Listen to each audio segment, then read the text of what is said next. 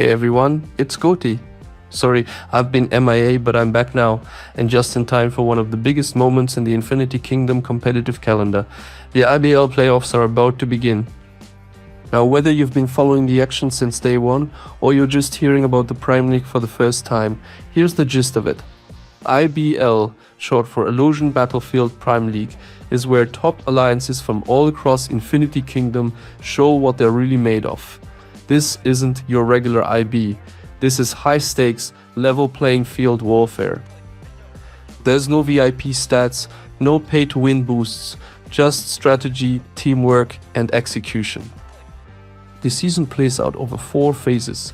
It starts with a quick preparation window, then moves into the pre-league, 10 rounds of matchups where alliances can compete in up to 8 battles. Every win earns points, and when the dust settles, the top 64 alliances move forward. Which brings us to where we are now, the start of the playoffs. Everyone who made it this far fought their way through a tough pool of opponents. And now the stakes get even higher, because from this point on, it's elimination. One bad match can knock you out. One smart rotation can turn the whole game around. Coming up, I'll walk you through who qualified, which alliances are in, which servers showed up big, and maybe even a few early predictions. Let's kick things off with Group 1, and this bracket is looking spicy right out of the gate. 56's Hakuna Matata is coming in with 5 wins and just 1 loss, while Eternal Pact from 329 held steady through 8 rounds, also grabbing 5 wins. Solid showings from both. But it's when you look at the rest of the bracket that things really start to heat up. The Arcane from 73, 8 wins, 0 losses, flawless, clean. And just behind them, Watch It Burn from 277, who took 6 wins from 8.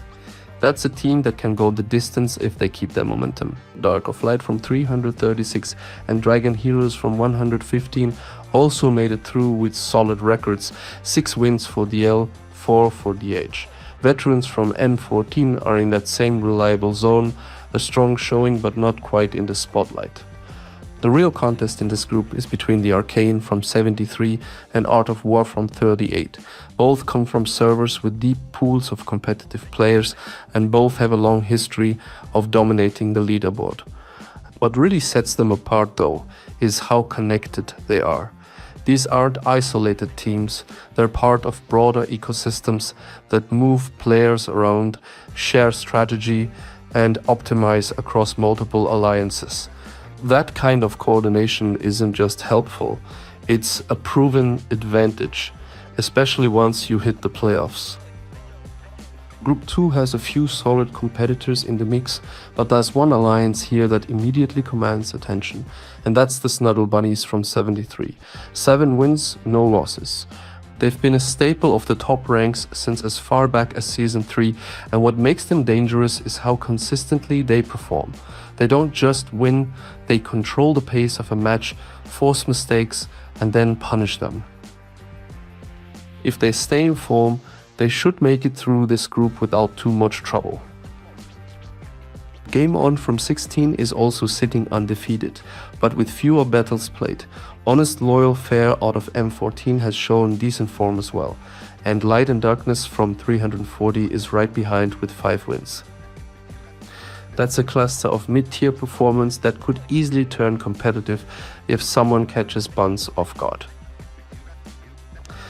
And then there's Blazing Crown from 361, Madaraja from 140, Attack of Sky from 136, and TYT from 13, all of them putting up 5 or 6 wins during pre-league. This is the kind of group where one upset could completely flip the standings. But if you're keeping an eye on movement, pay close attention to 136. They've picked up a lot of power recently thanks to jumpers, and while that kind of boost can be a game changer, it doesn't always translate cleanly into IBL, where external boosts are stripped away and you've got to rely on strategy, cohesion, and battlefield control. Still, in terms of raw form, this is Bonds' group to lose. If anyone knocks them down early, it'll be one of the biggest upsets of the season. Group 3 is a bit harder to pin down.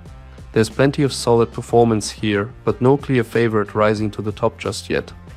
We've got Frozen Fury from 344 and Midnight Sun from 145, both coming in with 5 wins each. Then there's Winter's Vengeance from 209, 3 wins, no losses so far, but with fewer matches played, there's not much to go on just yet. The Zoo from 14, meanwhile, sits at 6 wins and 2 losses, a record that suggests they've already weathered some tougher opponents. Further down the lineup, we've got Spear of the Abyss from 275 and Reapers in Flames from 308, both putting in steady performances. And rounding out the group, another one from 209, Mystic Army 6 and CN from 231, both with solid win counts and clean momentum heading into the playoffs. Now, I'll be honest, this is one of the groups I'm least familiar with. There aren't any big name alliances here that have dominated past seasons, and that makes it a bit of a wild card bracket. But one thing does stand out. 209 has 2 teams here, and if you've been paying attention, that brings them up to 3 so far across the playoffs. They're clearly casting a wide net. Whether that network can convert into wins is another question entirely. But for now, this group feels like it's up for grabs. Group 4 looks to be a competitive bracket with a few familiar names and some quietly strong win records. Ascendants of Asgard from 38 lead the pack with 6 straight victories, no losses, clean performance. Knights of Valhalla from 243 are close behind, and Frozen Fury Kill Squad from 344 and Homicidal Tendencies out of M18 both bring strong 5-2 or 6-2 records into the mix. Then we've got Order 66 from 209, still undefeated across 3 matches, though like others with fewer games played, their true strength will be tested here.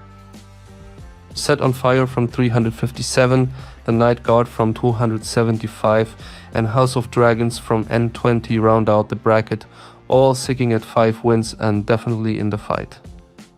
Now, if you've been tracking patterns, this group continues a quiet trend. This is 209's 3rd alliance in the playoffs so far. Just 1 in this group. But combined with their presence elsewhere, it's clear they're not just sending a strong team, they're sending a fleet. And then there's 38.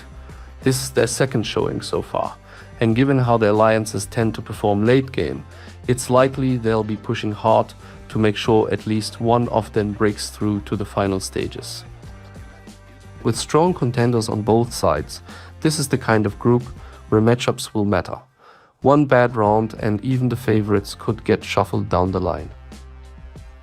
Group 5 feels like one of the harder brackets to call. Most of these alliances are sitting on fairly even records, and there isn't a clear favorite heading in. We've got Infinity Kingdom from 301 and Justice League from M5, both holding steady with 5 and 6 wins. Guerreros Unidos from 191 and Infinite Tsukuyomi from 70 have similar stats, not flashy, but consistent enough to stay in the running. Little Glory from 339 and the Knights from 231 have both managed 5 wins too, with only a loss or 2 each. Lucky Country out of 345 is the outlier here, 7 wins and just 1 loss, which puts them ahead on paper. And then, of course, 209 is back, this time with Mystic Army. That officially brings 209 to 4 alliances across the playoffs. At this point, you've got to wonder if they're going for the trophy or just trying to smother the bracket with sheer numbers. Quantity over quality? We'll see. Again, this is one of the harder groups to read. No one here seems to be the frontrunner, as most teams are sitting around the same win range. This bracket could go either way depending on who shows up on the day, or who's been quietly building behind the scenes while everyone's been watching the louder brackets. Group 6 has a couple of steady performers and a few teams that could shift the outcome depending on how they land their opening matches. Savage Hunter from 344 leads this bracket with 7 wins and a single loss, a strong run that puts them slightly ahead on paper. Made in Korea from 105 is technically undefeated, though they've only played 3 matches so far, so it's hard to say how they'll hold up in a full playoff rotation. Ice Cold from M18 and Sheet Soul Jetsen from 143, both coming with solid records, and Rainbow Kittens from M20 are right behind. Sarkoni Leko from 139 is another one sitting in that same win range, enough to keep things interesting if they stay consistent. And there's Leftover Loners from 57. They've been quiet in recent seasons, but the name still carries some weight if you've been around long enough. With a decent run this time, is this the start of a return to form? Angels in the Dark from 292 round out the group, not dominant but steady enough to hold their spot here. On paper, 344 have the advantage, but this isn't a one-sided group. If anyone's underestimated, they've got room to flip the bracket early. Group 7 brings a mix of old names and reshuffled lineups, and depending on how things land, this one could end up being one of the more competitive brackets. Reckless from 369 and La Familia from 38 are both coming in clean, no losses so far, and enough experience behind them to suggest they'll hold up when the pressure kicks in. Light and Darkness from M15 and Odin's Weird Legion from M13 are both sitting at 5 or 6 wins too, solid footing especially in a group like this. Then there's Crimson Knights from 170. For those who've been around a while, you'll probably know them better as SF, a former IBL champion team that's now running under a new banner with a new lineup. How well they hold together this season is still a question mark, but the experience is there. The Ember Throne from 369, Celestial Plains from 38, and Rear Etten from 359 round out the group, all with enough wins to be in contention, and all capable of throwing a wrench into someone else's plans if left unchecked. And yes, that's a 4th alliance from 38 to make the playoffs. They're following a similar tactic to what we've seen from 209, spread the teams wide and hope at least one gets to the end. It's not subtle, but if it works, no one's going to argue. If Crimson Knights manage to settle early and find their rhythm, they've got the tools to push through, but they're not the same team that once took the title. With 38 doubling up here too, this group could come down to who adapts fastest, not who's got the longest history. Group 8 has a few solid teams in the mix, but let's be real, there's a clear favorite here. The Snuggle Cups from 73 might get brushed off as just an out alliance, but they've already proven they can go the distance. They're the only 73 team that's actually won a season, something even Ark and Bombs haven't pulled off. That kind of result speaks for itself. Whether or not they get the spotlight, Cups are the ones to watch in this bracket, and honestly, the ones to beat. Around them, the field's pretty competitive. More Than Gamers from 16 and Ice Cold Enforcers from M16 had decent runs. Citizens of War from 336 and Dairy Queen from 360 both picked up 5 wins, steady but not commanding. Then you've got 1000 Kings from M14, Dog Knights from 345 and Anti-Eco from 340, all finishing at 6 wins and 2 losses. Not bad at all, and they'll be in the mix, but the challenge ahead of them is clear. If Cups show up focused, this group is theirs. So that's where things stand heading into the IBL playoffs. 8 groups, 64 alliances, and more than a few storylines already starting to form. We've got old champions returning under new names, servers going all in with multiple teams, and alliances that are quietly climbing their way into serious contention. Some groups look wide open, others already have favorites marked. And across the board, the margin for error just got razor thin. Every match from this point is win or go home.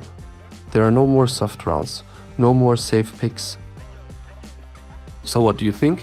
Which group's going to be the most brutal to get out of? Who do you reckon is going to crash out early and who's flying under the radar? More importantly, are we about to see a new champion rise, or is this the year one of the old names takes it back? Whether you're playing, spectating, or just here for the drama, stick around. This is where the season really starts. I'll be back soon with match recaps, and trust me, there will be plenty to talk about. Catch you on the field.